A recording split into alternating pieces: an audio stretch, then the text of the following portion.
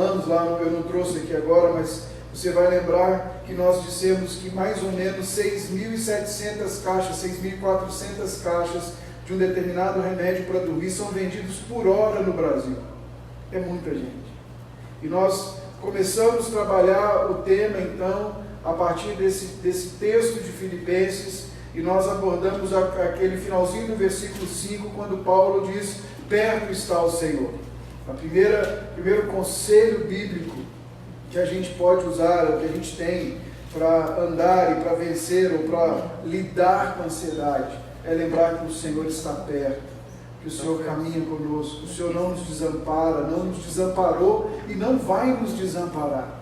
Ele tem todas as coisas sob o seu controle, nada escapa da sua boa mão.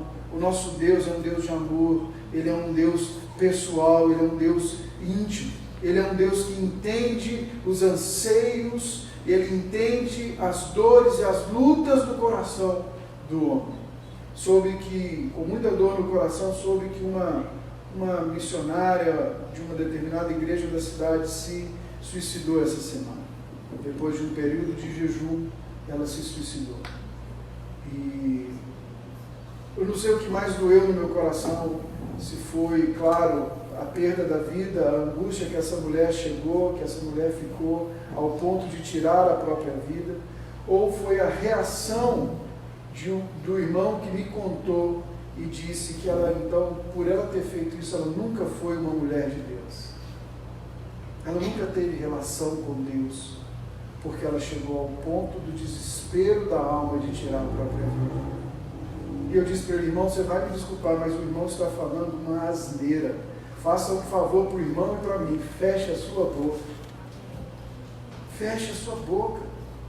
Eu falei para ele: vá para casa, medite na vida de Elisa, depois o irmão me fala o que eu faço com esse trecho.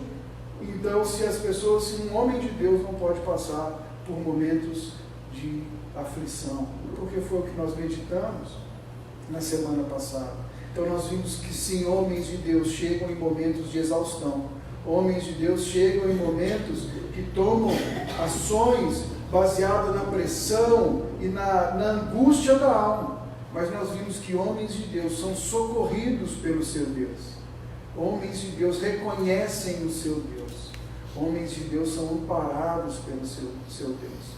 Nós vemos isso em Cristo Jesus. E hoje nós vamos continuar olhando para esse texto e a gente vai tentar olhar por um outro aspecto, um outro conselho de Paulo dentro desse texto aqui aos Filipenses. Ele vai dizer assim no versículo 6, vamos ler do 4 ao 7 de novo, mas nós vamos focar hoje numa parte do versículo 6. Ele vai dizer assim: alegrai-vos sempre no Senhor. E eu digo outra vez, alegrai-vos, seja a vossa moderação conhecida de todos os homens, perto está o Senhor. Não andeis ansiosos de coisa alguma, em tudo, porém, sejam conhecidas diante de Deus as vossas petições pela oração e pela súplica, com ações de graças. E a paz de Deus, que excede todo entendimento, guardará o vosso coração e a vossa mente em Cristo Jesus. Vamos orar mais uma vez antes da gente continuar. Senhor, a Tua palavra foi lida, foi promulgada, e a Tua palavra que produz vida em nós. A oratória pode tornar agradável o ambiente, mas ela não produz vida. O louvor nos prepara, mas ele não produz vida em si mesmo. Mas a Tua palavra produz vida, Senhor. A Tua palavra transforma o nosso coração. A Tua palavra nos conforta, nos consola, mas também nos confronta e nos dirige, Senhor, segundo aquilo que o Senhor deseja para nós. Então fala conosco, conduz esse momento em Cristo Jesus. Amém e amém. Só para a gente lembrar, Paulo está preso em Roma. Provavelmente essa carta foi escrita já no final, na prisão dele em Roma, quando ele está numa prisão domiciliar. Ele não sabe o que vai acontecer com ele. A gente lendo o início de Filipenses, é um bom exercício para você fazer em casa. Leia os 4 capítulos de Filipenses. Você vai ver que Paulo fala: ou indo ver ou não indo ver vocês, ou estando vivo ou morrendo. Eu não sei o que é melhor, se é permanecer vivo ou se realmente ser entregue à morte. Então Paulo está vivendo um momento de incerteza, Paulo está vivendo um momento de instabilidade, Paulo está vivendo um momento fora do controle dele, Paulo está vivendo um momento, por que não dizer, de fugiu a palavra aqui, mas é um momento onde os planos dele, de frustração, os planos deles foram frustrados. Ele queria ir a Roma para pregar o Evangelho, ele foi a Roma preso. Para chegar em Roma, ele enfrentou problemas e mais problemas. Você vai ver isso no livro de Atos. Então Paulo está preso, Paulo está trancafiado dentro de uma prisão, e o tom da conversa do apóstolo Paulo para essa igreja amada de Filipenses, de Filipos, ele diz: alegrem-se, alegrem-se. Eu digo de novo, alegrem-se. Seja o amor, a amabilidade de vocês conhecida de todos, porque o Senhor está perto. Ele está perto porque ele está perto de geográfico, é a mesma palavra usada para o perto de vinda, ele volta, a parúzia dele, é certa a volta do Senhor. Então que todos olhem para vocês e vejam Jesus em vocês, seja a amabilidade de vocês conhecidas. E aí ele dá uma ordem imperativa, ele diz: não andem ansiosos. Antes, olha lá o versículo 6, ele vai dizer assim: em tudo sejam conhecidas diante de Deus as vossas petições, pelas orações, súplicas, com ação de graça. E hoje é sobre essa pequena parte do versículo 6 que eu quero dizer, sobre levar ou deixar Deus conhecer o que está no nosso coração, falar com o Senhor, orar, a nossa vida de oração, como nós temos feito, como que nós temos lidado com ela, como é a postura que a gente tem chegado diante do Senhor. Uma das coisas que a gente vai entender e que a gente falou no domingo passado é que a ansiedade é algo normal. Todos nós temos essa sensação de ansiedade. Ela prepara o nosso corpo para uma ação ou uma reação. Ela pode te preparar para lutar ou ela pode te preparar para fugir. Mas ela vai te preparar. Ela vai dar um sinal de alerta para o seu corpo. Ela pode te preparar para partir para cima ou ela pode te preparar para partir para o mato. Mas ela vai elevar os seus batimentos cardíacos. Ela vai te fazer suar um pouco mais. O problema da ansiedade é quando ela se torna crônica. É quando, sem aparente motivo algum, nós continuamos vivenciando esse estado de tensão em todo o tempo, esse estado de preocupação em todo o tempo, esse estado de angústia em todo o tempo. A ansiedade bíblica também pode ser chamada de aflição ou angústia. Pastor Gary Collins, no livro Aconselhamento Cristão, ele diz assim: ansiedade como aflição e angústia surge quando damos as costas para Deus, pegamos os nossos fardos e consideramos, pelo menos com nossas atitudes e gestos, que temos que resolver os nossos problemas sozinhos. Angústia e aflição, quando a gente olha para uma perspectiva bíblica, é toda a vez que a gente pega tudo que a gente tem para fazer e resolver, todos os nossos fardos, e diz: o meu braço dá conta, eu consigo resolver, eu não preciso do socorro de Deus para resolver. E aí a gente vai vivendo e vai tentando lidar até o momento que a alma se esvai, até o momento que a alma já não sabe mais como lidar com aquela situação. E ele continua dizendo: em vez de reconhecer a soberania e o poder de Deus e de buscar o seu reino e justiça em primeiro lugar, muitos de nós caímos nas presas de confiar em nós mesmos e de nos preocuparmos excessivamente com as pressões que a vida nos impõe.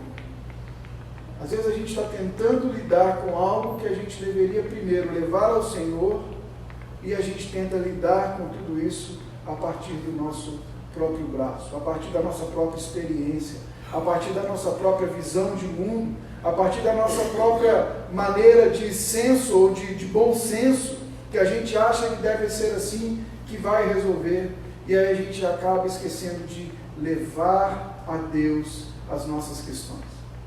A gente acaba fazendo do nosso ato de orar um ato mais religioso do que um ato pessoal. A gente vai falar um pouquinho sobre isso hoje. A gente precisa também tentar entender que a ansiedade em si tem várias causas, e entre elas, uma das causas que nós vemos hoje é a velocidade do mundo moderno. Nós não ficamos mais sozinhos, irmãos. Você já parou para perceber isso? Nós perdemos o costume ou o dom da solitude, se é que eu posso usar essa palavra dom. Nós perdemos o uso do aquietar o coração, do estar sozinho diante de Deus. Nós não sabemos mais isso. E uma das contribuições para isso é a tecnologia. Você está aqui agora conectado. Você está conectado. E se você for ler agora, eu ia pedir para alguém fazer aqui, mas eu esqueci, mas eu ia pedir para que na hora que eu chegasse aqui, alguém me mandasse uma mensagem, eu ia botar ela tirar o silenciador, só para ver o barulhinho da mensagem, não é bem assim, é barulhinho, e observar a reação de cada um de nós. Cada vez que uma mensagem chega no seu telefone, cada vez que o seu telefone vibra, uma dose de dopamina é liberada no seu organismo. E você se sente compelido a olhar. Dopamina é a mesma substância que vicia as pessoas em algum hábito ou algum vício. Ela libera prazer. Então é prazeroso eu olhar. É prazeroso eu saber. É prazeroso eu procurar. Não sei se você sabe, mas o brasileiro é o povo no mundo, nós somos bons em muita coisa, gente. Em tomar remédio para ansiedade, nós somos o número 1, e em conexão, em estar em tempo conectado na internet. Um brasileiro fica, em média, 4 horas e 48 minutos conectado por dia durante a semana. Por dia. Isso quer dizer que em 16 horas, se ele dorme 8, ele vai passar 1/4 do dia dele conectado. A gente, em segundo lugar, está a China. O chinês fica 3 horas e 5 minutos conectado. Nós estamos mais de 1 hora e 35 minutos na frente do segundo lugar. Olha como é que nós somos bons, gente. Quem diz que a gente não é melhor que os chineses em alguma coisa? Né? Nós somos bons. Se você fizer uma média rápida, meu telefone tem lá um relatório de acesso, um relatório de tempo que eu fiquei conectado, e eu fiquei assustado quando eu fiz, eu peguei as horas que eu tinha conectado, o número de vezes que eu desbloqueei meu aparelho, e aí eu fiz o seguinte, eu multipliquei 16 horas vezes 60, para dar o número de minutos, e dividi pelo número de vezes que eu desbloqueei meu telefone. Eu desbloqueei meu telefone durante 16 horas, uma vez a cada 6 minutos e 30 e poucos segundos. Isso diz alguma coisa. Isso diz alguma coisa. Nós não sabemos mais ficar sozinhos. Existe um distúrbio chamado nomofobia, não sei se vocês já ouviram falar disso. É o medo de ficar sem celular. É o medo de não ter conexão.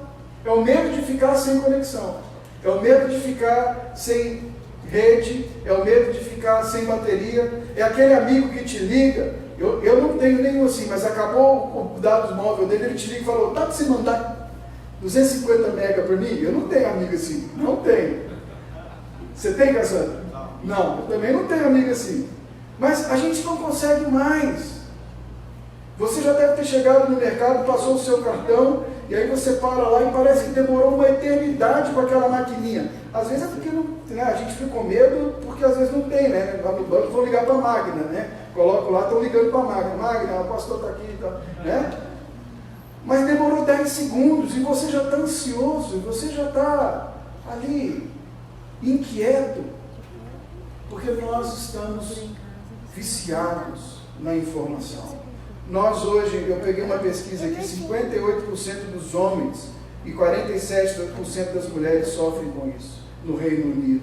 Eles fizeram uma pesquisa lá e disseram que os jovens entre 18 e 24 anos, 77% deles são incapazes de permanecer separados por mais de alguns minutos dos seus telefones ou das suas redes sociais ou do seu mundo virtual. E na faixa etária entre 25 e 34 anos, 68% dos entrevistados não conseguem ficar longe do seu telefone.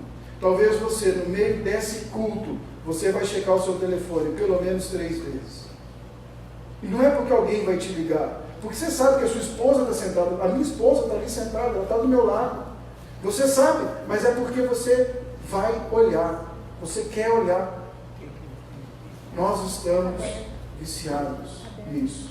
E isso traz para a gente um outro mal, um outro problema, que um homem chamado Simon Sinek, ele trabalha com jovens no mercado de trabalho, e ele estava dizendo na palestra dele exatamente sobre isso. Ele começa a dizer que essa geração de jovens que está chegando agora ao mercado de trabalho, os millennials, aqueles que nasceram de 84, 85, a minha geração, 85 para frente, né? O pessoal que nasceu nessa idade, né?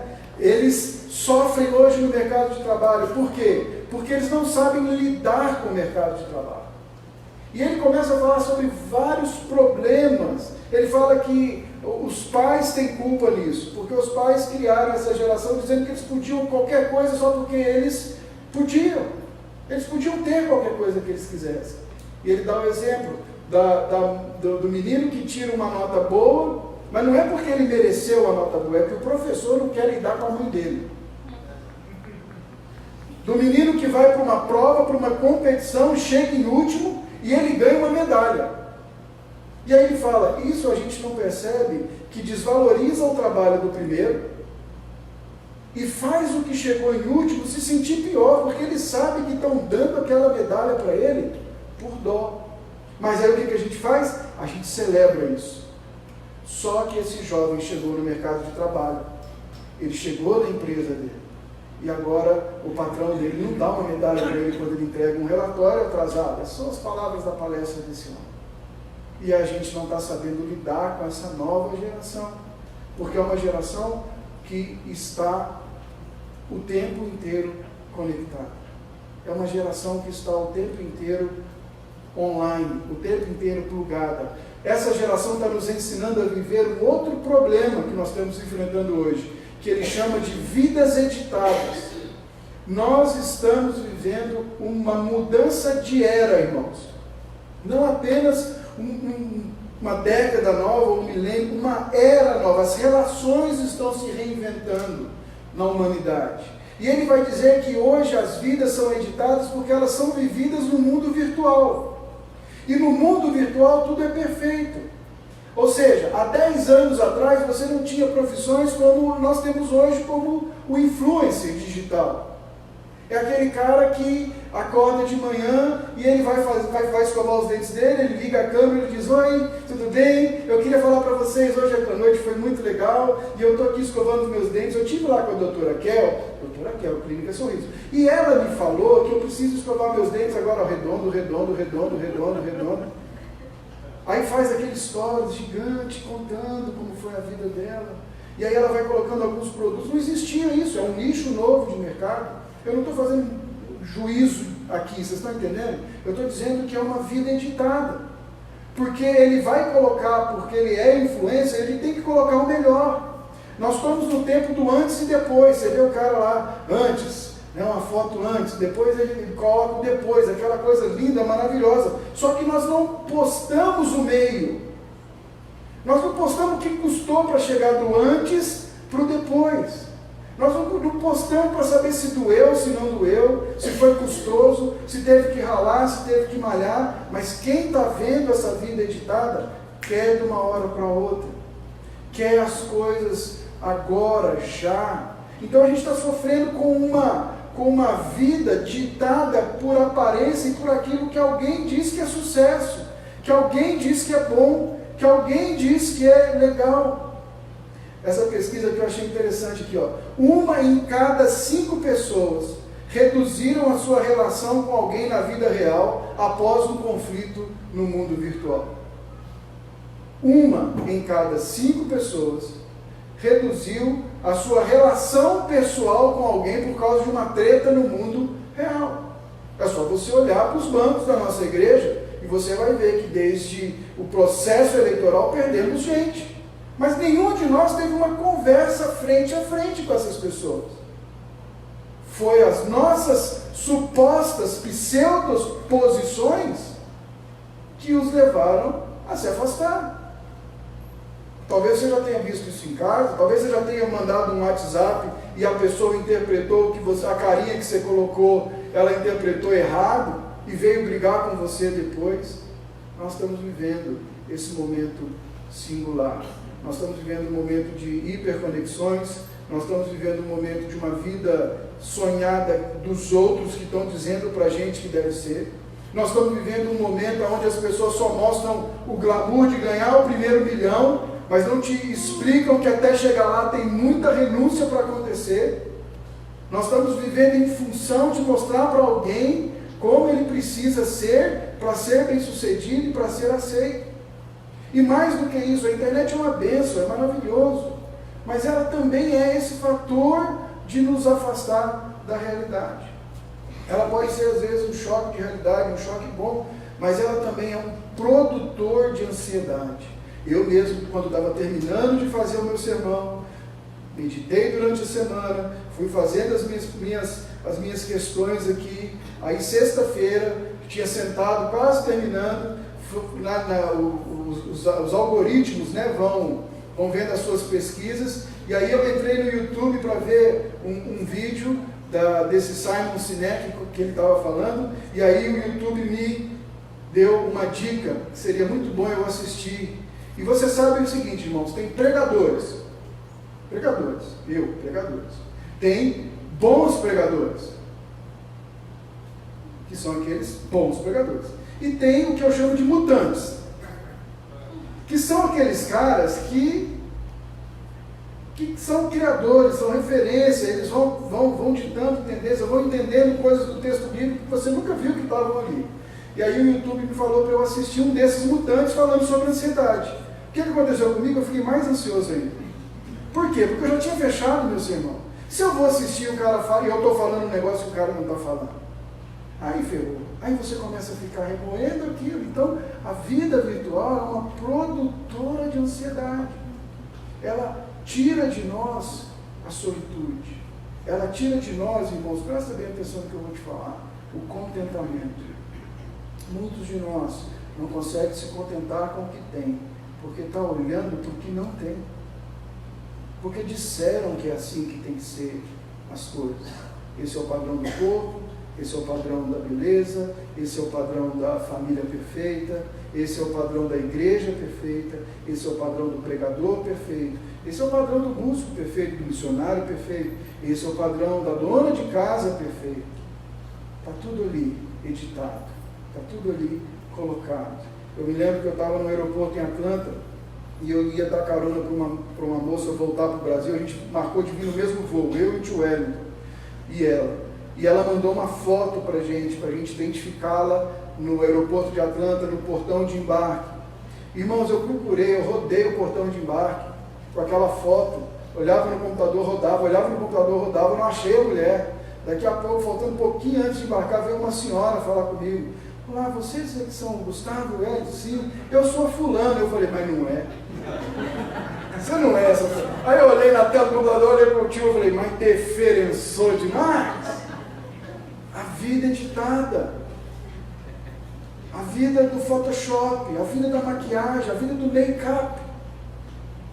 E nós, irmãos, invariavelmente transferimos isso para Deus. Nós transferimos isso para a nossa relação com o Senhor.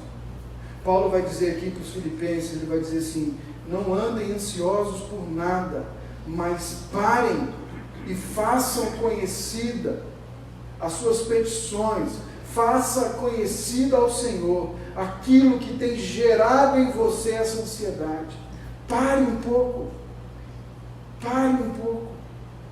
Deixa Deus saber o que se passa no seu coração. Mas Gustavo, ele já sabe. O Salmo 139 falou que ele já sabe. Sim, ele já sabe. Mas conta para ele de novo. Pare. Porque não vai ser, orar não é bom para Deus, é bom para você. Vou quebrar o galho de Deus, você vai fazer, não, vou tirar um tempo de oração com ele está meio solitário, ele está precisando me ouvir. Pare. É o que Paulo está falando. E ele vai dizer, não saia por aí. O comando, o conselho de Paulo é simples aqui para esses homens. Ele diz assim, quando a ansiedade bater a porta, dobre os seus joelhos. Ao invés de sair correndo, tentando consertar o seu modo, pergunte a Deus qual é a maneira dele. O pastor Tim Keller, ele define assim, oração é a única porta para o autoconhecimento genuíno. É também a principal maneira de experimentarmos profunda transformação. É a reordenação dos nossos afetos.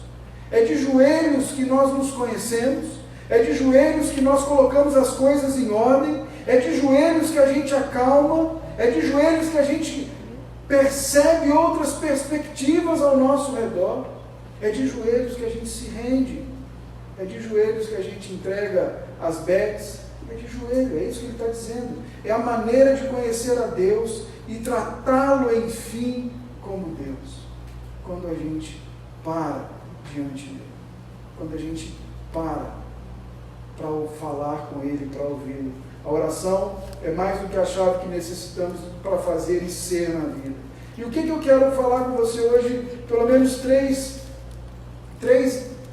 lições que eu posso tirar desse conselho de Paulo de levar e de fazer conhecido as nossas ansiedades e as nossas questões ao Senhor. Eu posso te dar pelo menos três situações aqui para você considerar. A primeira delas é que a sua oração revela a distância que você realmente está do Senhor. A nossa oração, a minha oração, a sua oração revela se estamos perto ou se estamos longe. Porque a oração não é algo mecânico e previsível, mas é algo que é dinâmico, real e é algo que é pessoal. Nós viemos de uma crença, a grande maioria de nós vem de uma cultura religiosa. E a gente aprendeu que oração é uma coisa solene, sublime, e é solene, e é sublime, mas ela é impessoal. Ela vai ser repetir coisas que alguém escreveu num determinado momento da nossa vida. E como se o poder estivesse nessas coisas. Nossa vida de oração é uma extensão da nossa relação com Deus. Coloque isso na cabeça, irmãos. A nossa vida de oração, ela é uma extensão da sua vida, do seu relacionamento com Deus. Nós estávamos na casa de um amigo há uns anos atrás. Ele é pastor de uma igreja em Minas, e a gente estava na casa de um amigo em comum, e a gente estava num momento muito descontraído, rindo, churrasco sendo feito, sabe aquele, colocando as coisas na mesa, e aí a gente está ali rindo, brincando, tarará. Aí o meu amigo, dono da casa, terminou de colocar, ele olhou para mim e falou assim, tio, pede para o pastor orar para a gente aí. Ainda fez uma brincadeira, alguém santo vai orar hoje, pede para o pastor orar para a gente. E daí eu falei para ele, ora para a gente aí. E a gente estava rindo, a gente estava brincando. E ele de repente falou, Pai eterno, Deus das galáxias, inacessível Jeová. Não, mas porque pessoas que oram assim falam palavras que só elas e Deus entendem. Tu que criaste os céus, a terra, o ar. Uma hora eu pensei, na hora que chegar na vaca, esfriou a carne. O que ele estava evidenciando para a gente? Uma formalidade demasiada. É como se a gente tivesse que chegar diante de Deus como quem entrega um memorando. Venho por, querido Jeová, venho por meio desta pedir a vossa senhoria que aprecie os seguintes assuntos. Falaremos sobre tal. Paulo está chamando a gente para a atenção de que parar diante de Deus é uma extensão do que a gente já faz durante o dia todo. A W. Pink, um teólogo, falando sobre o tema, ele diz assim, abre aspas, um crente que não ora é uma contradição de termos. Quando o Senhor quis assegurar ao seu discípulo de Damasco Ananias no caso, que Saulo de Tarso se convertera verdadeiramente, disse-lhe, ele está orando. Isso está lá em Atos 9, versículo 11. Em muitas ocasiões anteriores, aquele fariseu, tão justos aos seus próprios olhos, havia dobrado o joelho diante de Deus em suas devoções, mas era a primeira vez em que ele realmente orava. Era a primeira vez que ele realmente orava. Eu achei fabuloso essa colocação dele aqui. Nós podemos estar indo de uma forma religiosa, nós podemos estar chegando diante de Deus de uma forma até muito formal, muito bonita, muito litúrgica, mas a nossa oração sequer passa do fogo.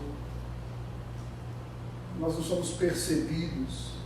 Ele está dizendo que o homem, o fariseu dos fariseus, aquele que segundo a lei era zeloso, quando segundo a igreja ele era perseguidor da igreja, esse cara, esse sujeito, por muitas vezes, se dobrava em suas orações e vãs repetições, mas a primeira vez que ele é notado por Deus é quando ele tem um encontro genuíno com Jesus. E a gente vai ver que na vida de oração de Paulo, isso é uma realidade. Ele diz, eu orei, porque eu estava cansado e enfadado de um espinho na carne, que a gente não sabe bem o que é. Mas Deus me disse, a minha graça te basta. E ali eu parei de orar. Em Romanos 8 ele vai dizer, eu não sei orar como eu deveria. Eu não sei orar da forma que convém. Eu preciso que o Espírito, é a tarefa do Espírito, me ensinar a orar por mim. Porque o Espírito geme com gemidos inexprimíveis. Ele vai me ajudar nesse processo de orar. Paulo, ele é muito consciente, a vida que ele tinha com Deus era expresso e refletido nas orações dele. Se você tem sua Bíblia aí, liga ela ou abre ela em Mateus capítulo 6, versículo 5 ao 8, Jesus falando para os seus discípulos no Sermão do Monte sobre como orar. E ele vai dizer assim,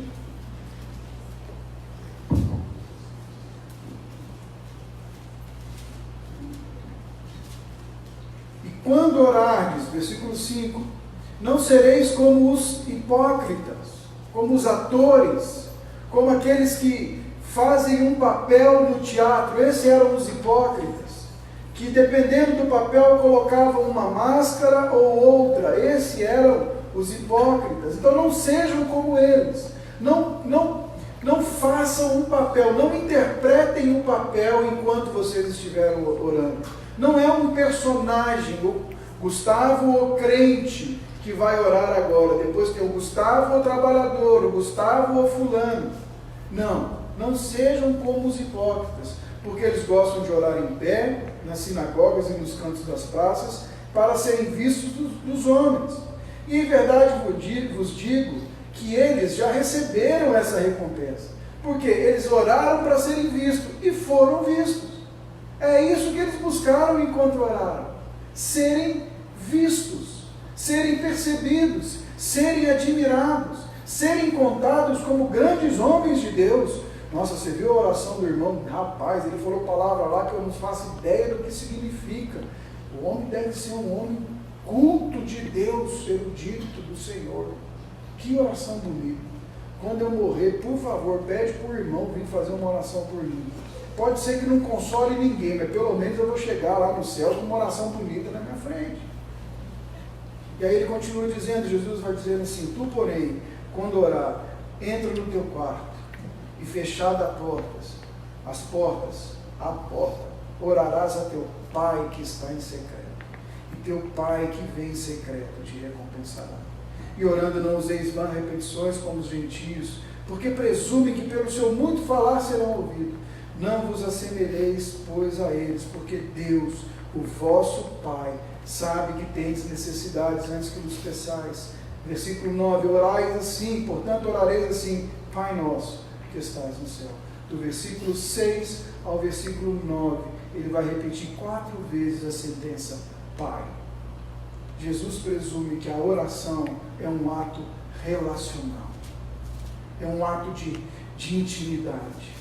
É uma conversa entre duas pessoas que se querem, que se amam e que têm identidade, que têm identificação. Não é um ato vazio e formal, antes é um ato vívido, é um ato verdadeiro, é um ato genuíno, é um ato que carrega sentimentos e sensações. Você vai orar para o seu pai, você vai falar com o Abba, você vai falar com o Pai, você vai gastar um tempo agora diante daquele que ama você e que você o ama. Você agora vai ter tempo com ele. E sobre o que você vai falar? Sobre aquilo que está no teu coração, sobre aquilo que afeta a tua alma, sobre aquilo que você deseja que ele saiba. É sobre isso que você vai falar. Ele vai repetir isso. Jesus vai chamar a gente para intimidade e pessoalidade.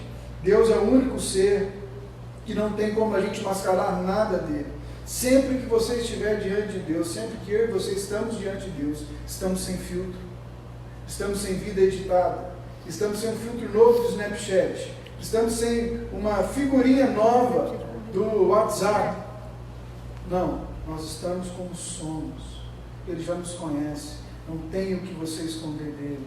Por isso que você não precisa se preocupar, porque ele conhece tudo a teu respeito e ainda assim caminha contigo e ainda assim te ama. Então Paulo chama a gente para isso. Paulo começa a lembrar aos filipenses dessa relação íntima e pessoal, ou nós podemos nos lembrar de uma relação íntima e pessoal com Deus que deve ser envolvida nas nossas relações. O segundo ponto que eu quero falar hoje com vocês é que as relações, elas revelam a distância que eu estou do Senhor, mas elas também revelam a ambição do meu coração. As suas orações revelam exatamente o que é importante para você. O que ocupa o centro do teu coração, o que é importante para você, o que você tem como prioridade, vai ocupar boa parte do tempo que você gasta diante de Deus. Vai ocupar boa parte do tempo que você gasta nas suas orações. O Paulo vai dizer para a gente isso. Quando você olha para a vida de oração do Paulo, e você olhar, por exemplo, para Efésios capítulo 1, Filipenses capítulo 1 e Colossenses capítulo 1, 3 orações, e depois a gente tem Efésios capítulo 3, mas são 3 orações em 3 cartas diferentes que Paulo faz pelos seus amigos. Eu vou pegar aqui Efésios, vamos lá, abre comigo aí rapidinho. Efésios 1, do 15 ao 19.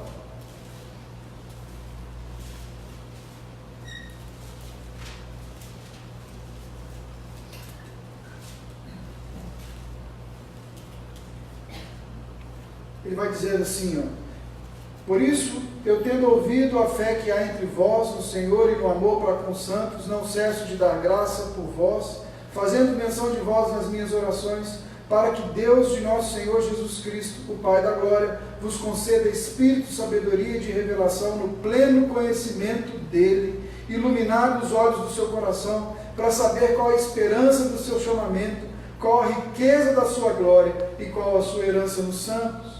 Eu oro para que ele ilumine o seu coração, para que você conheça ele. Vamos lá, pode continuar aí, Filipenses 1, eu vou ler para você aqui o 9 e o 10, ele vai dizer assim, faço esta oração, que o vosso amor aumente mais e mais em pleno conhecimento e toda a percepção, para aprovardes as coisas excelentes e serdes sinceros e inculpáveis para o dia de Cristo, cheios do fruto de justiça, o qual é mediante Jesus Cristo, a glória e o louvor de Deus. Ele vai falar em Colossenses, por esta razão, desde o dia em que ouvimos, não cessamos de orar e pedir que transbordeis do pleno conhecimento de Deus. Qual era a ambição de Paulo? Era que as pessoas conhecessem a Deus. Ele está escrevendo num contexto de perseguição. Ele não orou pedindo um imperador mais gente boa. Ele está escrevendo num contexto de escassez.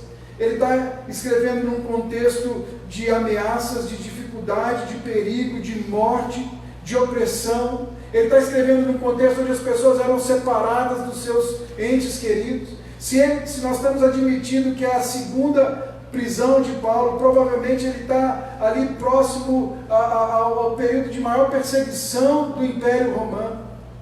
Nero, por certa feita, colocou mais de 2.000 cristãos empalados nas ruas de Roma, passou óleo neles e botou fogo para que eles fossem uma pira viva ali para iluminar o caminho. E ele não ora pedindo a Deus livramento de nada disso. Ele vai orar para que aquelas pessoas com quem ele convivia experimentassem Deus, conhecessem a Deus, porque é no conhecimento de Deus que a gente começa a caminhar conosco mesmo.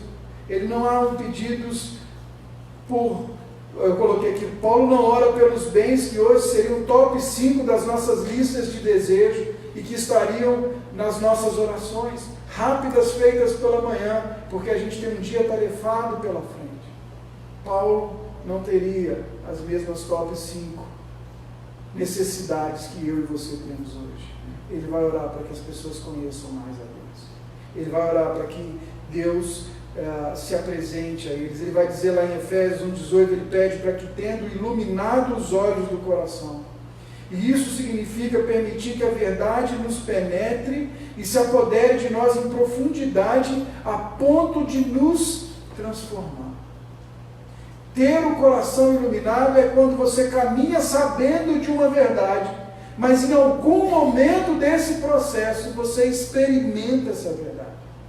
Você vê que essa verdade é real, ela é viva, e você começa a ter essa verdade mudando quem você é. Você se apodera dessa verdade. Isso que Paulo está dizendo. Ele vai orar em Efésios 3, eu vou aproveitar para ler para você. Efésios 3,18, ele fala assim, ele está orando pelos Efésios, a fim de poder compreender com todos, desculpa, não é o 3,18 não. Aqui no 16, para que, segundo a riqueza da sua glória, vos conceda que sejais fortalecidos em poder, mediante o Espírito no homem interior, e aí Cristo habite em vosso coração pela fé, estando arraigados e alicerçados em amor, a fim de poderes compreender com todos os santos a largura, o comprimento, a altura e a profundidade, e conhecer a Deus com mais intensidade. Irmãos, ele está dizendo aqui que todos nós conhecemos a Deus intelectualmente, nós sabemos de Deus de uma forma intelectual, mas é na nossa oração que nós experimentamos Deus de verdade. Ele vai orar para que os Efésios recebam o poder de Deus, não é para sair estralando coisa, falando, fazendo sinais e maravilhas, não, é para compreender o que é o amor de Cristo. Ele fala assim, para compreender qual é a largura, qual é a altura, qual é o conhecimento, qual é a profundidade dessa relação. Enquanto a gente está orando por uma bênção material no nosso tempo de oração com Deus, o Paulo nos instrui para orar para que a gente conheça mais a Deus. Para que o momento que você dobre o seu joelho, ou que você separe no seu dia, ele seja pleno, Deus ilumine o seu coração. A palavra que você tem ouvido diariamente comece a habitar ricamente em vós, e essa palavra começa a transformar a sua vida. E você vai começar a perceber que muito daquilo que hoje é ânsia, amanhã vai ser descanso, porque você começa a conhecer o Deus que controla todas as coisas. Conversava com um amigo essa semana, terça-feira, eu tomei um café com ele, um pastor amigo, e a gente falava sobre a série que ele está fazendo na igreja dele, eu falando sobre a minha ansiedade, de falar sobre a ansiedade, e ele fala que, ele estava falando, olha, um amigo nosso em comum estava dizendo que uma das grandes razões que o cristão sofre de ansiedade é que ele não entende duas coisas básicas. Primeiro, a doutrina da providência. Deus tem soberania e o controle de todas as coisas na sua mão. A gente não tem uma compreensão exata, correta e profunda disso. E a segunda, ele diz, a gente não compreende a paternidade de Deus. Por isso que a gente anda ansioso, por isso que a gente anda distante, por isso que a nossa relação com Deus, ela muitas vezes é distante. Por isso que quando a gente chega diante do Senhor e dobra o nosso joelho, é mais fácil a gente pedir do que a gente compartilhar. É mais fácil a gente exigir do que a gente falar e abrir o coração. Mas o Paulo está convidando a gente para experimentar Deus. Pastor Tim Keller coloca mais uma frase que eu gostei. Ele diz assim: claro que nós, ele pertence, o senso de pertencimento a Cristo é algo que é desenvolvido diante da realidade da presença de Deus. Nós precisamos conhecer mais o Senhor. E se esse senso não produz em nós segurança e descanso, irmãos, nada mais vai produzir. Todo o resto vai ser passageiro. Teremos segurança e descanso enquanto as nossas orações forem atendidas. Mas provavelmente, depois de um tempo, quando elas pararem de ser atendidas, a gente vai questionar a Deus, culpar a Deus e nos afastar de Deus. Porque a gente não vai conseguir. A gente sempre consegue entender a bondade de Deus quando as coisas estão favoráveis ao nosso caminhar. Mas quando as coisas começam a apertar, a gente passa a não entender tão bem, a gente passa a questionar a bondade de Deus. Então ele está convidando a gente para isso. Nós também, Paulo vai lembrar que a gente precisa definir a vida interior, não pelas coisas exteriores, mas pelas coisas que a gente cultiva dentro de nós. É a nossa vida de oração que define e diz para os nossos sentimentos como caminhar. Então, quando a ansiedade bater, vai para o joelho, fale com o Senhor, converse com o Senhor, torne isso um feito pessoal, caminhe com Ele, fale com Ele, abra o seu coração para Ele, coloque-se diante dEle. É isso que o Paulo está dizendo. Não é chega ali com a expectativa de que você vai levantar com tudo resolvido, porque esse é um outro problema da hiperconectividade. A gente quer tudo para agora. A gente não sabe mais esperar as coisas. A gente não sabe mais construir as coisas. A gente não sabe entender que Deus é um Deus de processo. Então, quando você se ajoelhar, não espere que vá mudar a circunstância do dia para a noite, mas talvez Deus vai te transformar. Ele vai mudando você. Ele vai alterando você. Ele vai trabalhando em você. E a partir do momento que você muda, exteriormente, ninguém mais precisa te dizer o que é sucesso. Ninguém mais precisa te dizer o que é o corpo ideal. Ninguém mais precisa te dizer que roupa comprar, que calçado comprar, que coisa vestir, como a sua família tem que parecer no Facebook. Porque você vai buscar isso na fonte. Você vai buscar isso no Senhor. Isso não vai mais gerar ansiedade em nós. Pastor Paulo Borges Júnior, essa semana eu estava ouvindo uma palavra dele, ele estava falando sobre multidão e discípulo. E ele falou, e eu achei que isso encaixa muito bem aqui, ele diz assim: a multidão, aquela que acompanhou Jesus, que estava próximo de Jesus, ela só tinha uma meta: que Jesus satisfizesse suas necessidades pessoais. Então, meu irmão, diz ele, se você, quando dobra os seus joelhos, só pede para que Jesus satisfaça as suas necessidades pessoais, talvez você ainda não seja um discípulo. Porque os discípulos comiam com ele. Os discípulos eram por ele ensinados. Os discípulos eram por ele confrontados. Os discípulos eram por eles motivados. O conteúdo da oração dos discípulos era outro. Se você ainda está na fase de só pedir as coisas ao Senhor, talvez você ainda não tenha experimentado caminhar perto dele e ser discípulo dele. Então Paulo convida a gente para isso, orar na expectativa de que a nossa ambição seja conhecer a Deus. Não estou dizendo aqui que você não deve orar pedindo sustento. A Bíblia ensina a gente a orar pedindo sustento. Ensina a gente a orar pelas nossas necessidades materiais. Ensina a gente a orar pela nossa saúde. Está alguém doente, enfermo, chame os presbíteros. E a oração deles, a oração do justo pode muito em seu efeito. Não estou dizendo isso. Mas o que eu estou te dizendo é que o que mais passa nas suas orações é aquilo que você mais ambiciona, é aquilo que você mais deseja, é aquilo que você mais quer. Quem conhece alguém que orou pedindo ao Senhor uma bênção, quando a bênção vem, abandona o Senhor? Todos nós conhecemos gente assim. Todos nós, em algum momento da nossa vida, fizemos isso. Trocamos, às vezes, o Senhor pela bênção que a gente tanto quis. Então nós precisamos entender que a nossa maior ambição na nossa oração vai ser conhecer a Deus.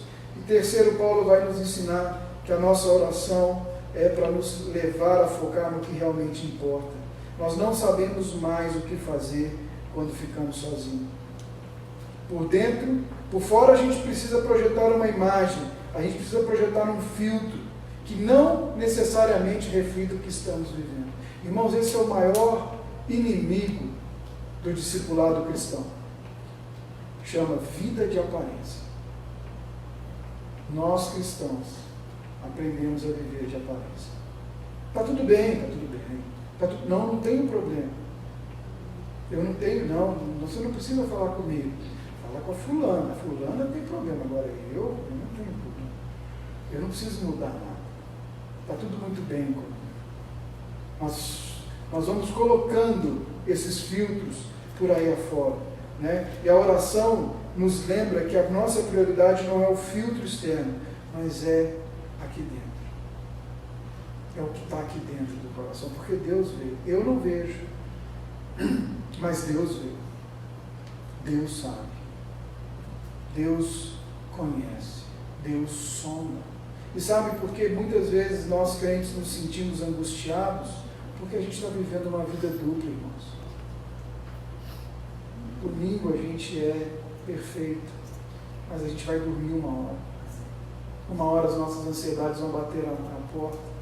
Uma hora os nossos medos vão bater a porta. Uma hora os problemas não resolvidos vão bater a porta. Uma hora os relacionamentos estragados e não resolvidos vão bater a porta. Mas a gente precisa mostrar que está tudo bem. A gente precisa mostrar que está tudo ok. E aí, ao invés daquilo que deveria ser um momento prazeroso, delicioso, de deleitar-se na presença de Deus, na companhia dos irmãos, se torna um fardo.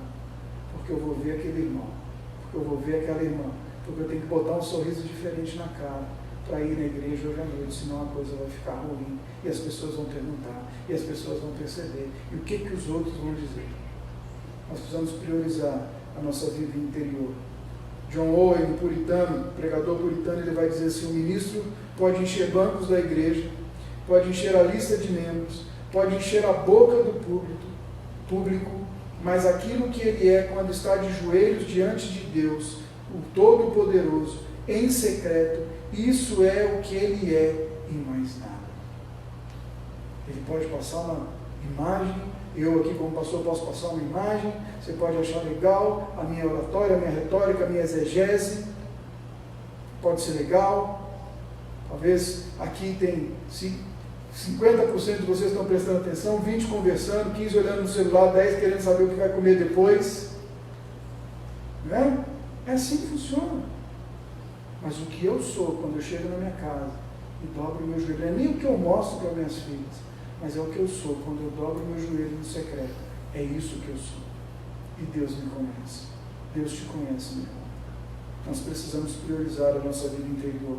E isso não significa ser individualista. Muito pelo contrário. Priorizar a nossa vida interior envolve comunhão da igreja. Porque você vai participar da adoração comunitária. A adoração comunitária nos transforma, nos muda. A adoração comunitária mexe com o nosso coração, mexe com quem nós somos.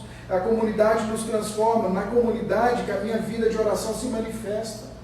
É na comunidade, quando eu estou ali com a Arlanza, e eu tive uma encrenca com a Arlanza, eu vou ver ela domingo que vem, mas até vê-la, eu vou orar por ela, e eu vou lá e eu peço perdão para ela. E quando eu for celebrar a ceia, nós não temos pendências, porque é na comunidade. É assim que eu sou afiado, é assim que você é transformado, meu irmão, na comunidade. Porque não adianta a gente estar aqui e está toda uma aparência, mas internamente as nossas relações quebradas. É na comunidade. É na comunidade que a transformação é vivida. É a comunidade que atesta a nossa transformação. É a comunidade que vai dizer: o Gustavo mudou, o Cícero mudou, o Valmor mudou. Deus está fazendo uma obra na vida dele. Deus está fazendo uma obra na vida do Tiago. É a comunidade que vai atestar isso. Não é a gente viver uma vida sozinho e isolado.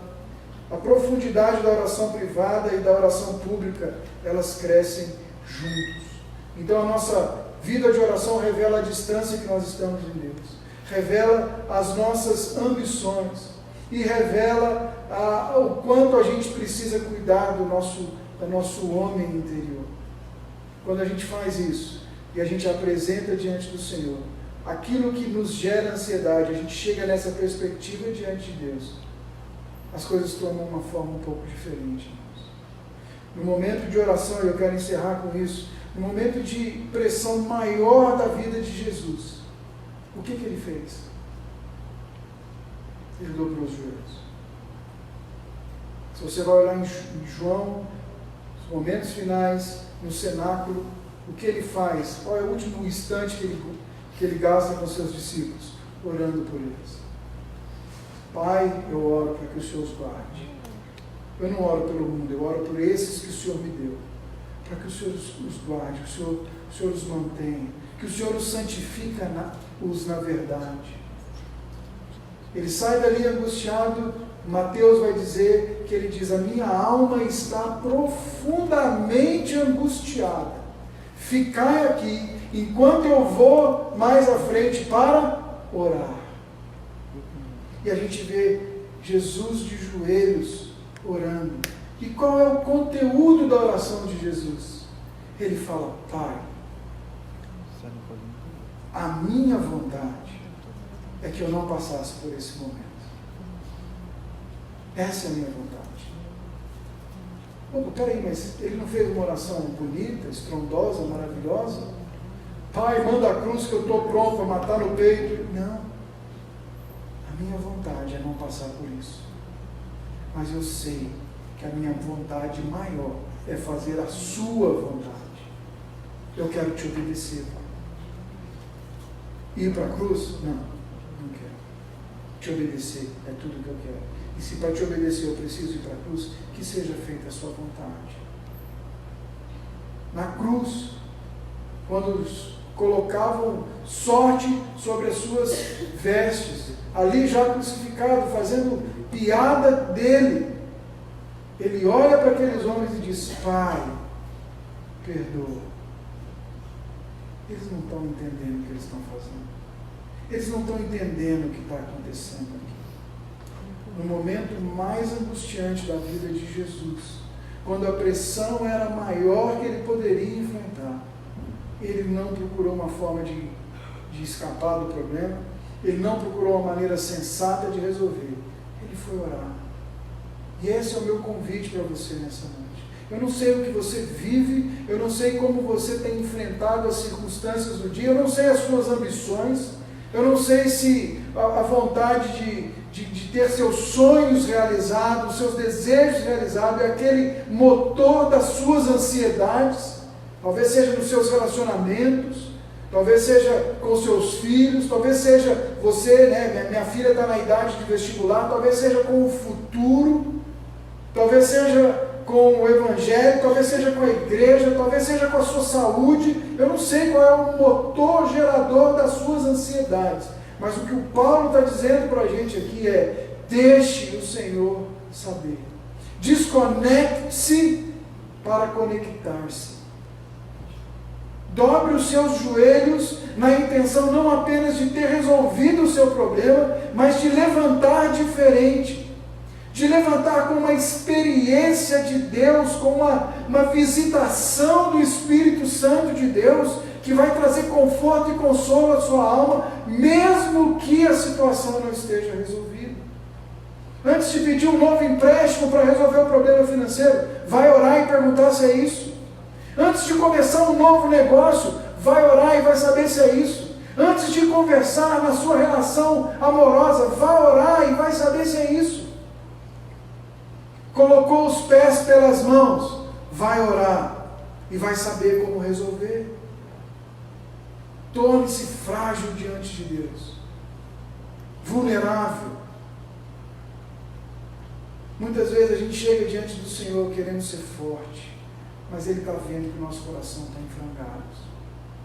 E às vezes, ao falar, nós vamos nos ouvindo.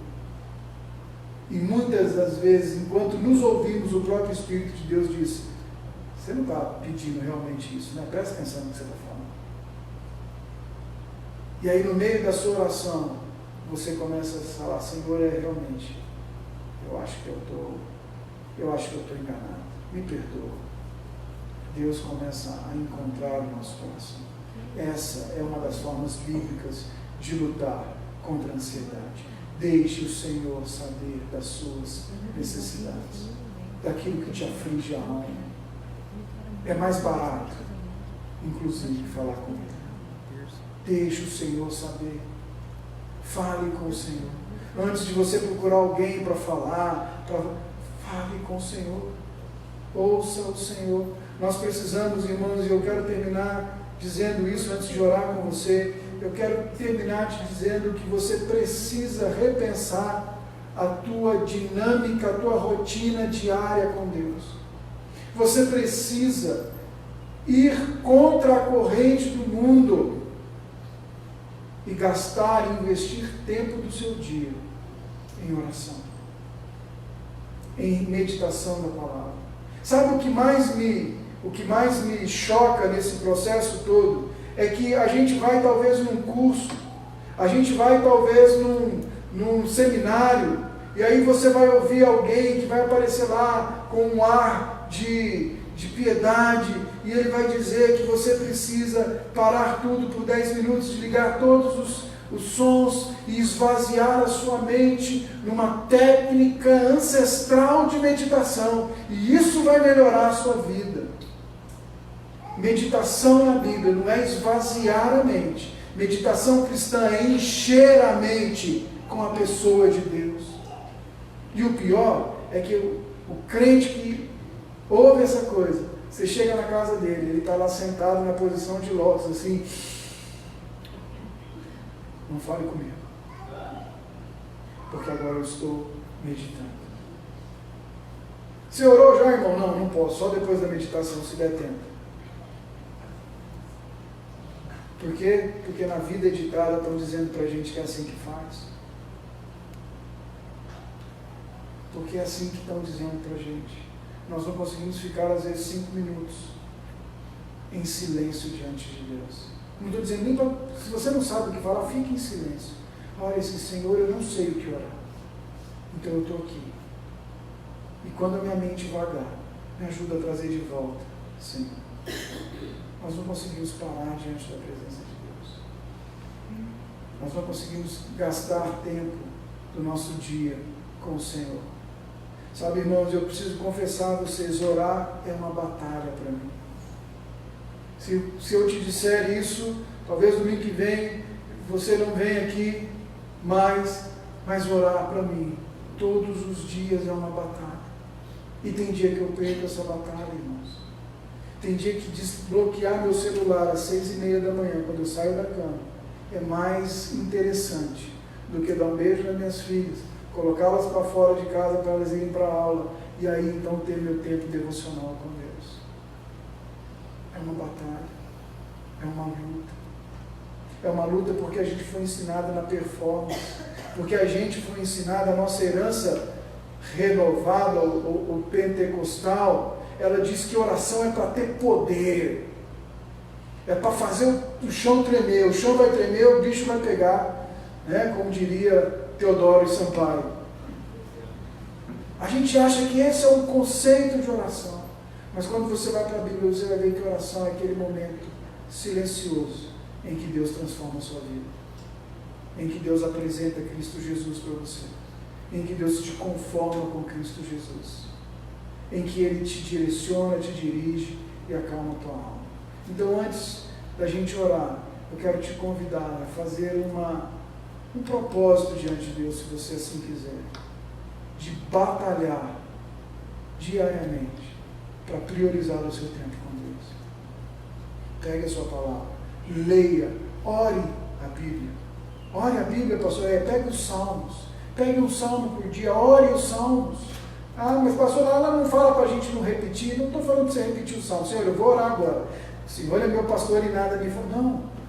Leia. Deixe esses versículos se tornarem vivos para você. Gaste tempo com Deus. Senhor, eu não entendi o que a sua palavra está dizendo para mim. Eu não entendi o que o Senhor está querendo dizer nas Escrituras. Mas eu quero orar confiando no teu caráter. Pastor, Cassandro, Valmor, fulano, quem aí pode me explicar esse versículo? Perturba Perturbe essas pessoas, manda mensagem perturbando eles. Faça isso, busque ao Senhor. Separe um tempo do teu dia para isso. Antes de reclamar de qualquer coisa no seu dia, irmão, presta atenção, olha para mim aqui. Tem gente que acorda e a primeira coisa que ela faz ao pôr o pé no chão é reclamar. Na verdade, antes de bater no despertador, ela está reclamando pelo despertador. Antes de você reclamar de qualquer coisa,